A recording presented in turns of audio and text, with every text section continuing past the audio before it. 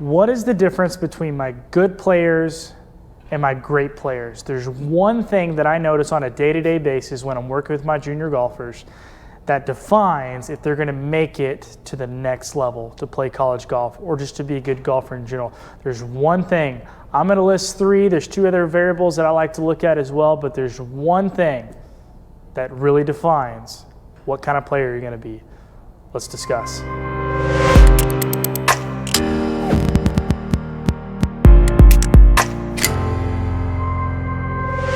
Welcome to episode 5 of the Wade Fullingham Golf Show. I'm your host, Wade Fullingham. I'm here to help you take your game to the next level. Stop guessing and let's build a game upon consistency.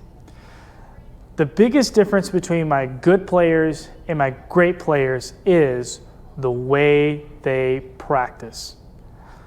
Day in, day out, when I'm working with my students and I start talking to them about their practice, start trying to get a little deeper than just working on their golf swing, because that tends to get too much of a routine for me. So they walk in here and we start working on their golf swing. And to be a good coach, I know I have to ask questions. I have to really understand what's going on outside of being in here taking a lesson. And the biggest difference between my players that have played college golf and my players that didn't quite make it and then my players that really don't move anywhere is how they practice. Now, what do I mean by that? The kids that are self-driven to practice on their own, to reach a goal, they don't have to be told to practice. They just practice because they want to be good. They see where they need to go. They know how to practice. I'm going to talk about that in just a second. But they just practice differently than my players that don't make it. It's not so much talent. It's not so much physical ability that I see the difference. There are obviously some variables in there, but the biggest difference is how they practice. If I can walk on the practice tee or on the driving range or around the chipping and putting area, and I can tell you which players are going to be good by how they practice. Because a lot of times my junior athletes don't really know how to practice. They don't really have a plan. They're just out there hitting balls, chipping around. There's not a plan, and that's the problem. They don't have a plan. They don't know what they're working on. They know they need to be hitting balls. They know they need to hit it straighter. But they don't have a written down plan, or at least in their head they know the things they got to work on. That's the biggest difference. So I would encourage everybody that if you haven't learned how to practice, seek help. Come see me. Go see your professional. Say, hey, I need to know how to practice. I don't know how to practice. That's the biggest difference. My players that make it, they practice for hours and hours at a time. They know how to practice. They're not guessing. They have a specific plan on exactly how to get there. And that comes back to what I was going to say, what I said in another video, is that you have to know what things you need to be doing to get to that next scoring level. Okay, I do have a guide on how to lower your scores, but in that guide, I don't cover breaking 70, breaking par yet. That's coming. But you have to have a step-by-step process knowing how to get to that next scoring zone, and that's practicing appropriately. Okay, so if you can learn how to do anything well, if I can teach my clients how to do anything, we talk about practice a lot, because I don't care what we learn in our lessons, but if you can't take that and apply it to the golf course or apply it outside the lesson, and you don't know how to take those things you learned in the lesson and use that to get better at a good pace, a good rate, it's not going to do you any good. You can spend an hour in a lesson and then next week nothing gets better if you don't practice it correctly. So that leads me to my second point. We have to have realistic expectations. A lot of my students have an expectation that they're going to get these swing moves fixed tomorrow or in a week or in a month. And that doesn't really happen. There's a book called the 10,000 Hour Rule, and basically the book talks about, I'll put a link in the description below where you can go get this book. The book's called Outliers. It talks about how it takes 10,000 hours to become a professional. Now, I'm just going to use this as an example. This may not be 100% right, but I want you to understand the expectation I'm putting down here. Let's say it takes 10,000 reps to create a habit.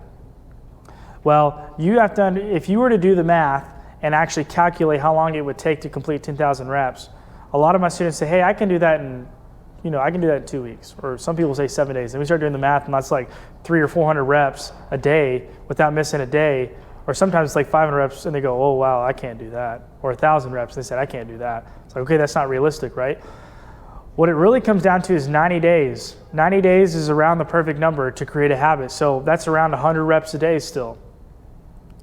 So realistically, you have to understand that you have to be consistent and that it takes time and you have to practice appropriately. So any kind of habit that you're learning in your golf swing, because really the golf swing is just a bunch of habits built over time. If you're working on your takeaway, top of the swing, etc.,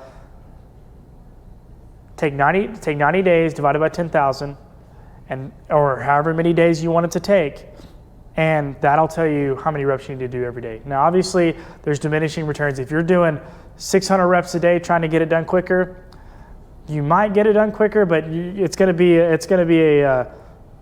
getting a lot of help, and then all of a sudden you don't get as much return off those reps because you'll get tired. So consistency over time is the key. The last thing I noticed, and this is a big one, arguably more important than expectations, but this is a big one, is you need help. You need a team. Your parents need to be on board. All you guys need to have a conversation of just saying, hey, here's my goals. I want to get to here. Having a conversation with your coach. What I notice when the parents are involved in the child's success, or in your success if you're the student listening to this, or if you're an athlete listening to this, is the more they're involved in the lessons and understanding what's going on, the better they do. When I have parents that are not quite as involved as they should be, or they're just not as involved with the lessons, I don't seem to see as much returns because there's not that accountability. So you need accountability. You need some friends to keep you accountable to help you reach your goals. You need your teammates. If you're on a golf team, you're on a high school golf team or junior high golf team, you need them to keep you in check, keep you in line, and make sure that you're doing the things you need to do to reach your target.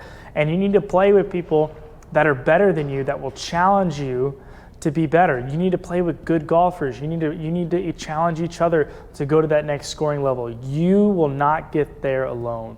You need help. So a coach like me would definitely help you. Parents, friends, all that. But those are the three things I noticed that makes the difference between my good and my great players that make it to college golf. It's that right there. Parents being involved, having realistic expectations, and practicing with a purpose, and having deliberate practice. You're deliberately working on certain things. It's not by accident. You're not guessing. You have a specific plan. Think about those things. I think that'll really help you understand what it takes to be great versus just average or decent. That's the difference. If you can wrap your mind around that, you're going to see a big difference. I want to let you know that I have some other help for you. So if you're looking for some information about how to get recruited to go play college golf, I have a free guide for you. In the link below, in the description below, I'm going to have a link. This guide's going to walk you through, I think it's 3 steps to getting recruited for college golf. And it's going to walk you through there. You're also going to receive some emails after you subscribe to it. It'll take you to a page where you can watch that free guide on how to get recruited. And then over the next 5 days, you'll get some emails giving you some more information on how to get recruited, things you need to be doing, things you need to be looking for.